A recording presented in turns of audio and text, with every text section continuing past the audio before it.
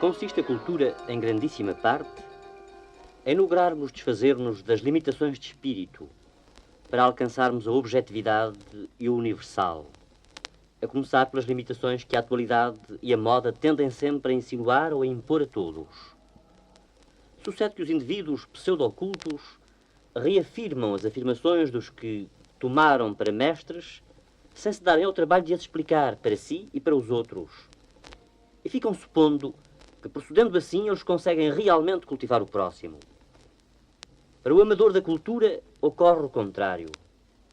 Para ele, não se trata de adotar assodadamente a última doutrina de que lhe chegou notícia, mas sim de a pensar. Para ele, o mais urgente e de maior importância não é apressarmos-nos a tomar um caminho, por muito da moda que o possamos querer. É postarmos-nos na encruzilhada das diferentes rotas e chegarmos a conceber uma ideia clara de cada uma das veredas que se nos deparam, para depois escolhermos com conhecimento de causa, com o máximo de objetividade e de lucidez. No que toca à cultura, o que mais importa não é, pois, a matéria, o conteúdo, digamos, do que se crê e afirma, mas o estilo de pensar e a disciplina do exame. Na cultura, o ponto essencial não é o de adquirir ideias, o de substituir noções, é o de passar de um nível para outro nível, a saber, do nível mental da credulidade ingênua do dogmatismo espontâneo para o nível mental da disciplina crítica. Aquilo que na vulgarização pode ser benéfico vem da atitude de espírito em que a vulgarização se faça, da inteligência efetiva com que a levam a cabo. O mundo das ideias para os indivíduos cultos é bem menos de certezas que de problemas. O mais que podemos frequentissimamente é enunciar um problema em mais claros termos, e como a solução de qualquer problema suscita o aparecimento de problemas novos, a consciência da problemática é o que caracteriza o sábio. O que mais vale divulgar não é, pois, a ciência, não são os conhecimentos, não são as doutrinas. O que mais vale divulgar é o espírito científico, que vem a ser o mesmo que o espírito crítico. Esta palavra crítica, que horroriza a tantos, nada tem com a mania de negar tudo e todos. É apenas sinónima de não dogmático, de não psitacista, de não simplório. Significa, em suma, um saber efetivo e não só aparente. A consciência da complexidade e da dificuldade das coisas, o ceticismo ativo, a sinceridade conosco, base da sinceridade com as demais pessoas. Eis o que se inclui nessa palavra crítica. As ideias contidas nesta leitura, devidas a um dos cérebros mais lúcidos da nossa vida mental, pretendem despertar no homem consciente a indeclinável necessidade de alerta constante, de raciocínio permanente, de continuada expectativa crítica perante as doutrinas e os dogmas. Este apelo à inteligência foi escrito em 1941 por António Sérgio, com quem vamos hoje conversar nesta rubrica semanal. O seu nome é apenas António Sérgio? António Sérgio de Sousa. António Sérgio é só nome literário. Gosta de festejar o seu aniversário? Não me interessa. Não? Quer dizer, é um dia que lhe passa despercebido ou é realmente assim? Não posso passar despercebido porque as pessoas me fazem lembrar, então passaria. Qual é a data? 3 de setembro. Importa-se dizer o ano de nascimento? 1883. Como vê, já muito velho. Ah, agora é velho, se continua a ter um espírito jovem. Mas não lhe custa recordar a data de nascimento, o ano principalmente? Não é desagradável para si? Não, de maneira nenhuma. Em geral, o passado interessa-me muito pouco. Está sempre com os olhos postos no futuro? E no presente. De onde é natural? De Damão, Índia Portuguesa, onde o meu pai era governador. Pouco depois do meu avô ter sido governador-geral da Índia. Viveu lá muito tempo ou veio rapidamente para Lisboa? Não, muito pouco. 2 meses ou 3. Vim para Lisboa e pouco depois fui para Angola. Meu pai foi lá ser governador do Congo e estive em Angola até aos 9 anos. Vim depois para Portugal, até aos 9, 9 e meio. Vim depois para Portugal para fazer a minha instrução primária, para entrar no Colégio Militar. Nunca mais voltou a essas províncias ultramarinas ou tem voltado com frequência? Voltei depois como oficial de marinha. Não a Angola, mas fui a Moçambique, fui à Índia Inglesa, a Colombo, depois a Macau, Filipinas, Sumatra, Java e Cabo Verde. Gostaria de voltar a reencontrar o local do seu nascimento? Talvez, mas não creio que valha a pena ter esse incómodo. Não faço a mínima ideia de que é da mão. Quer dizer, não. Já não se recorda nada? Nada, saí de lá Nada. com meses, Ah, poucos pois, meses, pois. muito poucos. Perde-se muitas vezes nas recordações de infância? Eu não recordo pouco o passado. Sou o homem quase que se pode dizer que não tem passado, que esqueceu.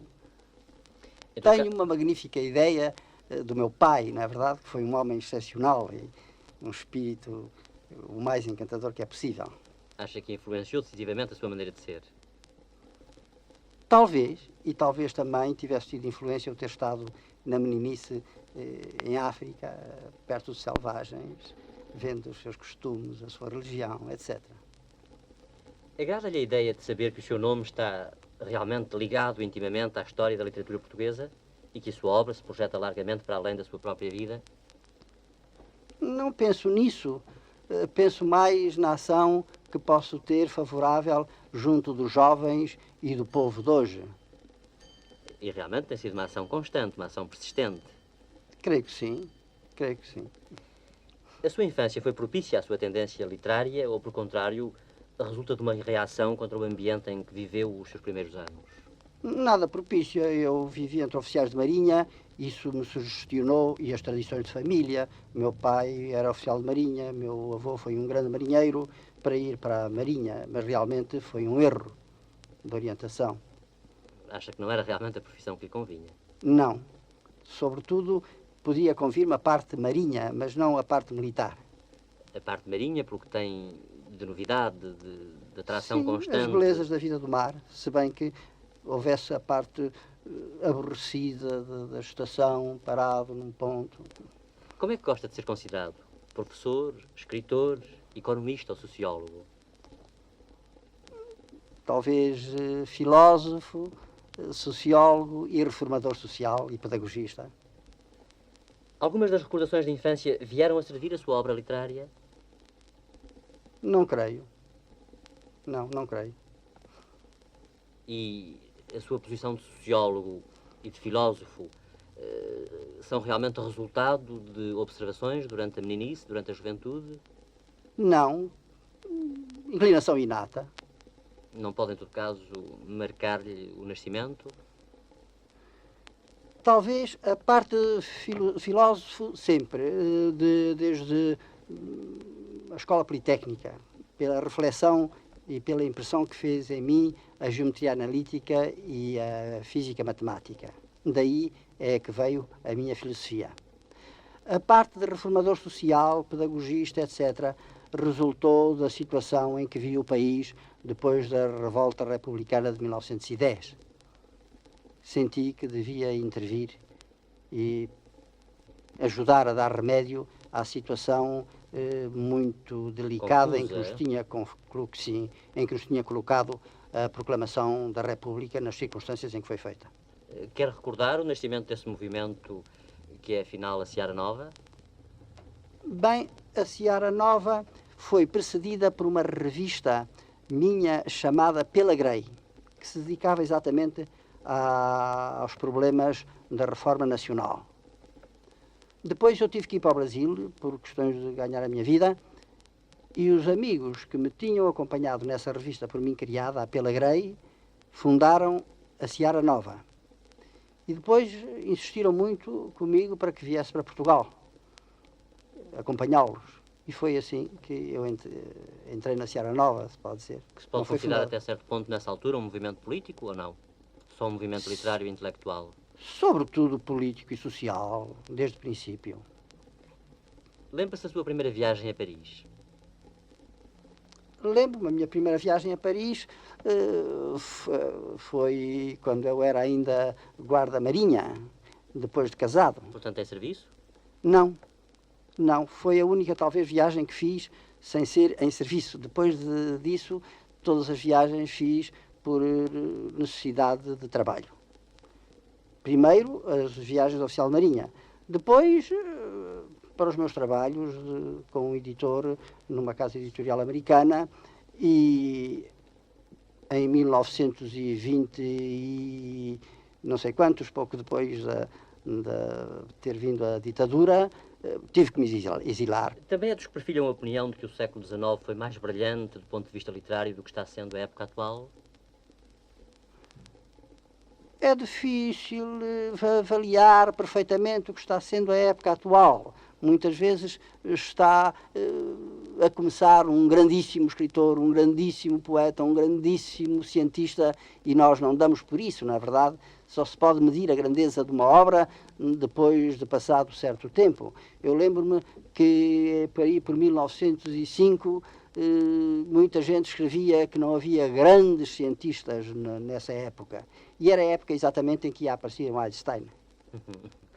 Portanto, parece-me que na altura própria não sabemos ver a grandeza, a altura das figuras que vão aparecendo, não é assim? Sim, não podemos ver. E depois, a grandeza de uma personagem muitas vezes não depende só dela, mas daquilo que os seus discípulos, continuadores, fizeram, e, portanto, a grandeza de um homem, e sobretudo a grandeza histórica, na verdade, Claro. mede-se pelas consequências da sua ação que o contemporâneo não vê.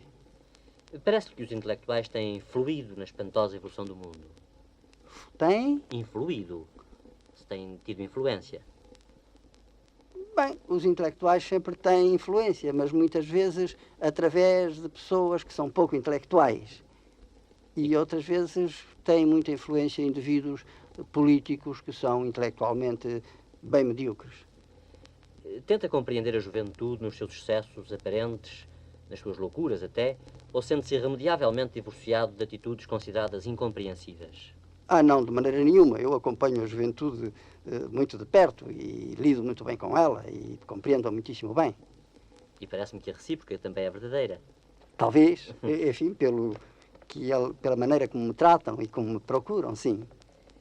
Parece-lhe que as conquistas materiais da humanidade encontram paralelo no progresso moral do homem e que os caminhos percorridos nos indicam perspectivas de um mundo melhor? Vejo duas questões aí, que é o desenvolvimento material acompanhe o moral, não creio, e é exatamente essa a grandíssima falha da nossa civilização atualmente.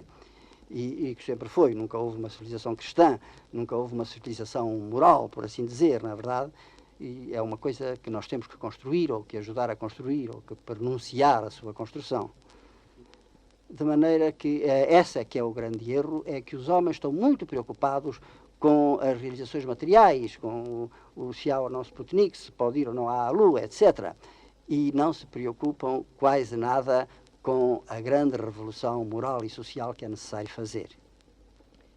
Muitos homens consideram a guerra um mal indispensável como mola propulsora do progresso. Qual é a sua opinião? De maneira nenhuma, de maneira nenhuma. A guerra veio com a civilização da produção, não existiu enquanto o homem foi colhedor de alimentos. E pode acabar perfeitamente se os homens fizerem a revolução moral que devem fazer. Parece-lhe que os fantásticos meios de comunicação e fácil acesso às fontes de informação tornam mais ou menos difícil a condução política dos povos?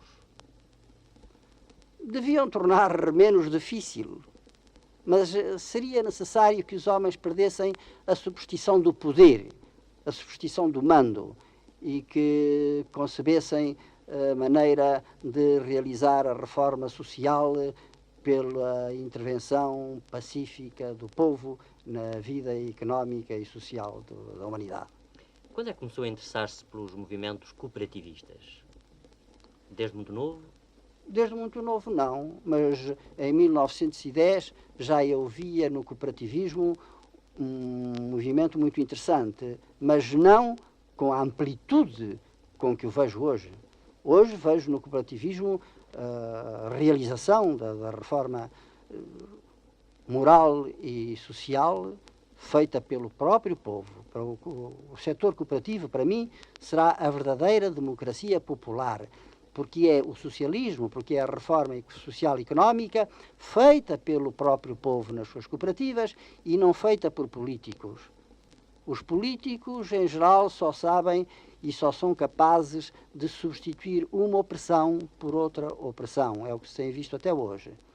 E é o que se vê, por exemplo, Na Rússia, digamos, em grande parte, na verdade, é que aparece uma burocracia que oprime. Só no cooperativismo eu vejo a maneira de resolver o problema sem passar de uma opressão para outra opressão, sem ser por métodos autoritários. Quer dizer, o cooperativismo como uma associação livre, O com cooperativismo, finalidades realmente postas pelos próprios sócios, por aqueles que se associaram nessa cooperação. é da essência do cooperativismo ser absolutamente livre. Não pode haver cooperativismo sem liberdade completa, sem voluntariedade absoluta dos que nele participam. Quer dizer que o cooperativismo aparece, para além de uma solução económica, como uma solução moral, não é verdade? Mas, sobretudo, eu considero o movimento cooperativista um movimento de reforma moral que se serve das necessidades económicas do homem. Ponho, portanto, o moral antes de tudo. Não é verdade que foi espalhada a ideia, que de algum modo poderia assustar os pequenos comerciantes e os pequenos industriais, de que o cooperativismo era feito contra eles, pequenos comerciantes, pequenos industriais? Não é feito contra os pequenos comerciantes e contra os pequenos industriais. Eu acho que os pequenos comerciantes podem até aproveitar o cooperativismo, cooperativizando-se eles para fazerem os seus próprios armazéns, dispensando o alto intermediário. Agora, contra o alto intermediário, contra o armazenista, isso é, não porque o queira ser contrário a ninguém, mas porque realmente o desenvolvimento do cooperativismo leva a isso. Podem os pequenos comerciantes sofrer, mas, perdão, os pequenos comerciantes sofrem também da competição dos outros comerciantes.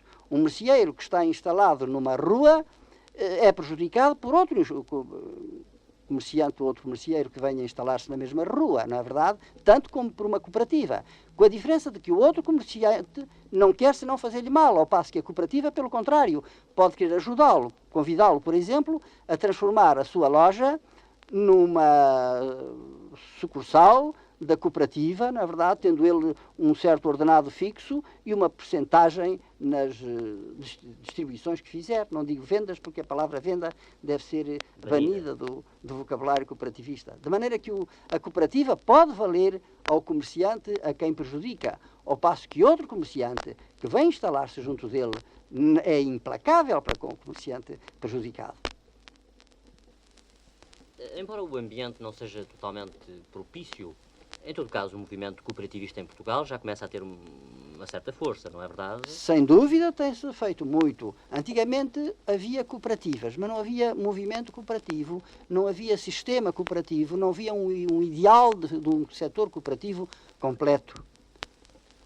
Depois o povo começou a interessar-se pela propaganda republicana e desamparou as cooperativas. Hoje há não só cooperativas que envolvem, mas um movimento cooperativista. A consciência de que pelo cooperativismo se pode resolver o problema social e se quer resolver o problema social.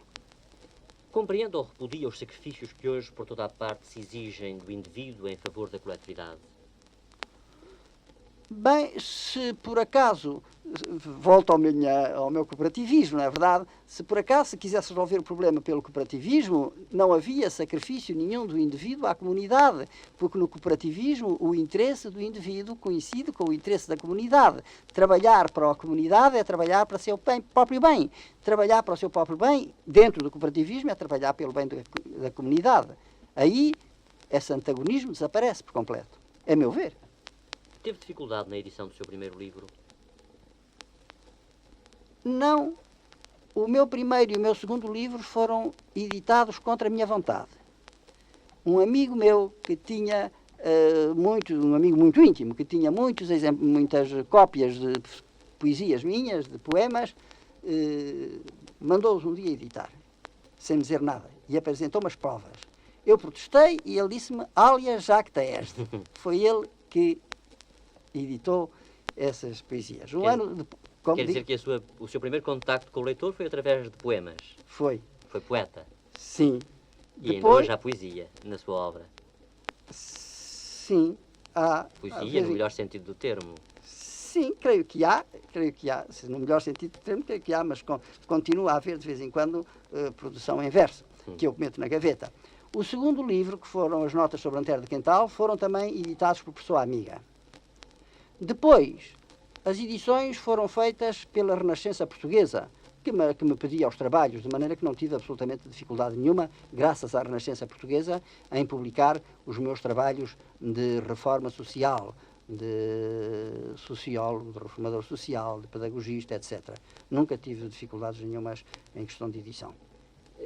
Soube que escreveu uma peça de teatro. Escrevi uma Antígona. Eu segui aí o preceito do Goethe, que dizia que não valia a pena estar a inventar temas novos, que se devia tomar os temas tradicionais, introduzir-lhes modificações e depois ver o que é que resultava da modificação feita numa certa situação, num certo caráter, numa certa personagem, etc. Escrevi, portanto, uma Antígona que é completamente diferente das outras Antígonas, apesar de ter, enfim, o mesmo tema geral. Não foi representada? Não, nem podia ser representada porque é uma peça essencialmente política que foi retirada do mercado, contra a minha vontade, claro. Mas não desconheço exatamente. Gostaria de saber se passa na atualidade ou se a localizou exatamente na antiguidade como a verdadeira e primeira Antígona. Na antiguidade, por convenção, não é verdade? Realmente, a discussão é uma discussão de filosofia política que é perfeitamente aplicável à atualidade, mais atual, mas o exterior é antigo. É bastante teatral, quer dizer, é representável ou é mais literária? Creio que na sua forma primitiva é perfeitamente representável.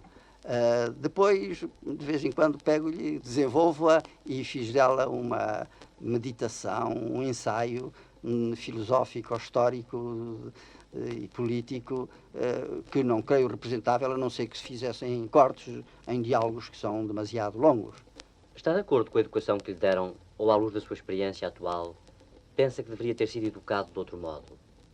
A educação intelectual que recebi não serviu para nada, a meu ver, na verdade. Não quer dizer que não tivesse tido bons professores no colégio militar e, sobretudo, o professor de matemática e de física. Eu fui um bom estudante de matemática e de física, sobretudo devido aos meus camaradas que me pediam explicações e eles é que me obrigaram a ser bom estudante. Mas não está claro, aquele sistema não é nada do que eu hoje preconizo. Isto quanto à educação intelectual. De educação melhor que eu tive, quanto ao ponto de vista moral, foi a presença do meu pai, nada mais. Sim, essa foi realmente a que ficou sim. durante toda a sua vida.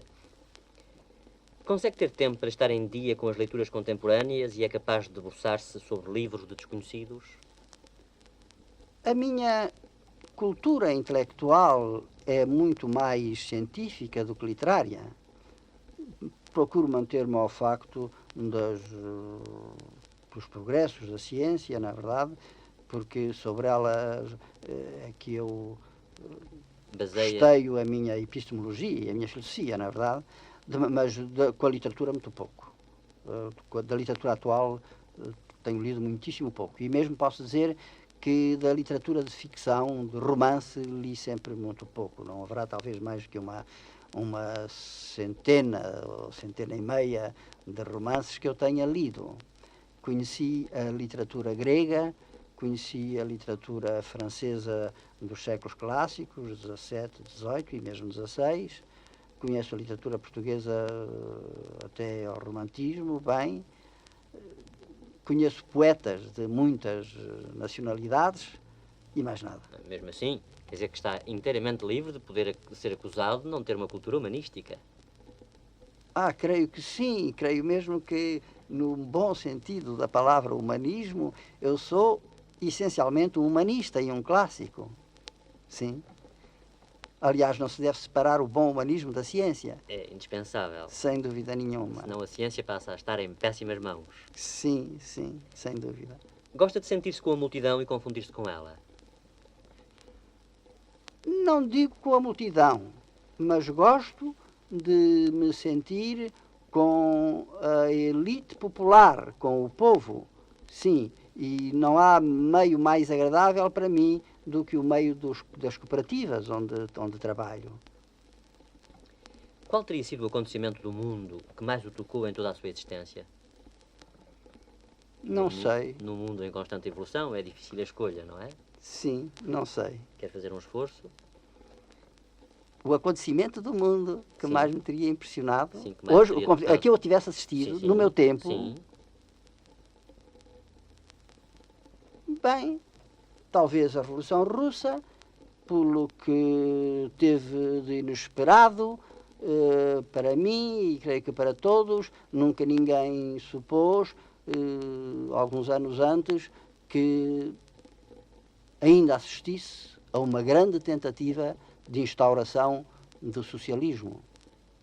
Infelizmente, foi do socialismo de Estado, e eu não sou favorável ao socialismo de Estado, mas sim ao socialismo que eu chamo libertário, ao socialismo cooperativista. Mas foi talvez esse o maior acontecimento a que eu assisti e que mais me impressionou, sem dúvida. Quais são os espetáculos que mais prendem sua atenção?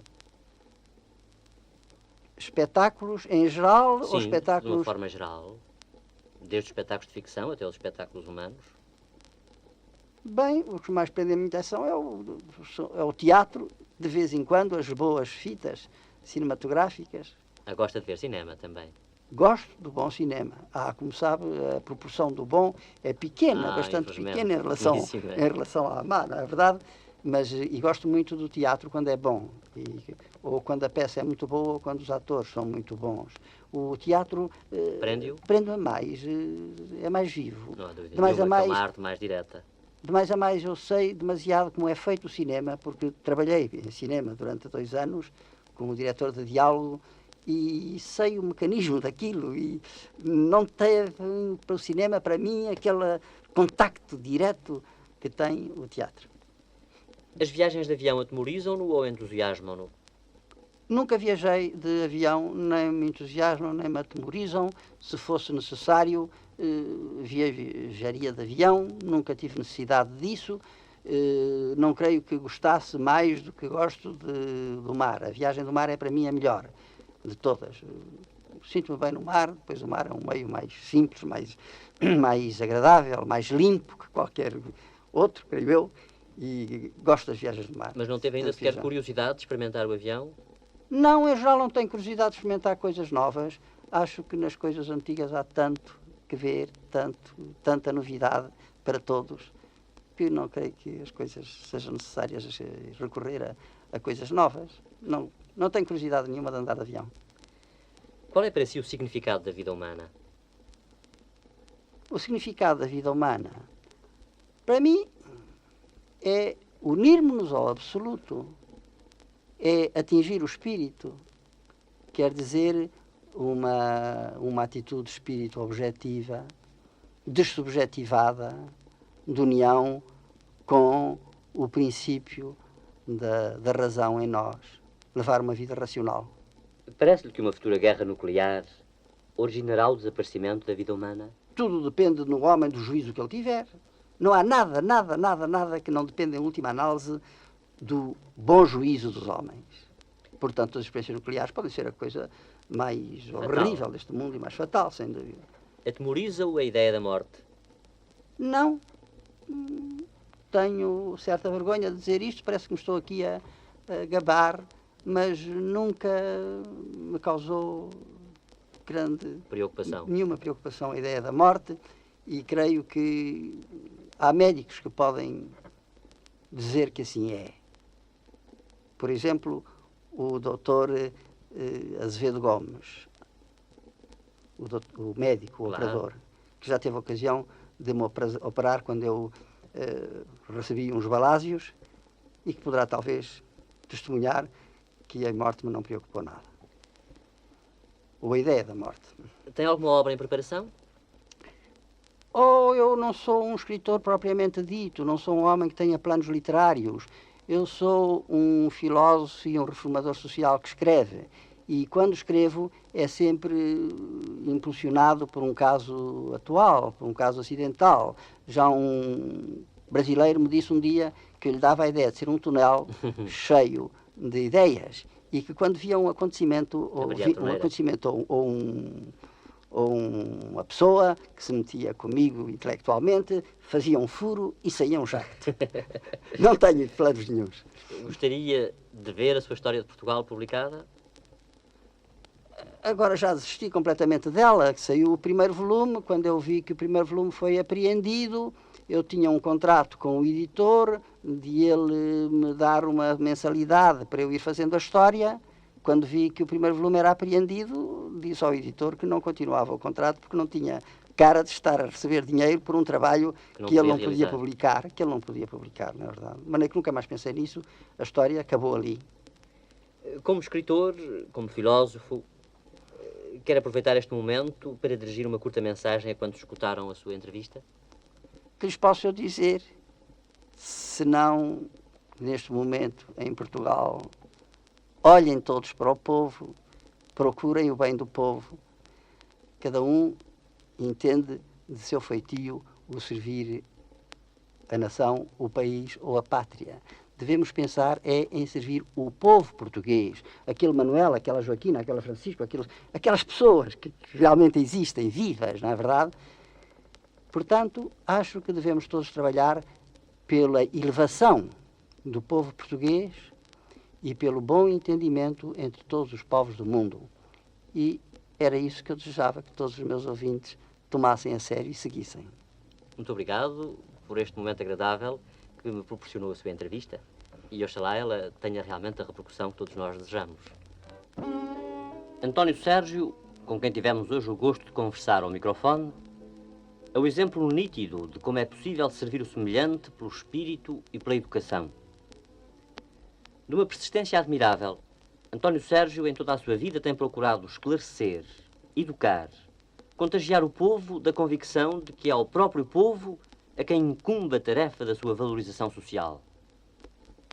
António Sérgio é hoje não só o teórico primeiro do movimento cooperativista em Portugal, mas, e principalmente, o mais sólido e entusiasta dos seus realizadores cotidianos. Para António Sérgio, aproveitando o exemplo dos países mais evoluídos do mundo, como são a Suécia, a Noruega e a Suíça, o cooperativismo é o ponto de partida para uma vida melhor entre os homens, pois, debruçando-se ao mesmo tempo sobre os problemas económicos, envolve os cooperadores numa fraternidade moral capaz de substituir esta desenfreada luta de interesses materiais que assola grande parte da humanidade. Nas suas respostas, António Sérgio revelou-nos uma vez mais sensibilidade apuradíssima, contrária a qualquer violência. É naturalmente vigoroso ao defender a sua posição filosófica perante a vida, pois entende ser o debate das ideias, em vivo e humano diálogo, o meio único de solucionar problemas, suscitando embora o aparecimento de novos problemas.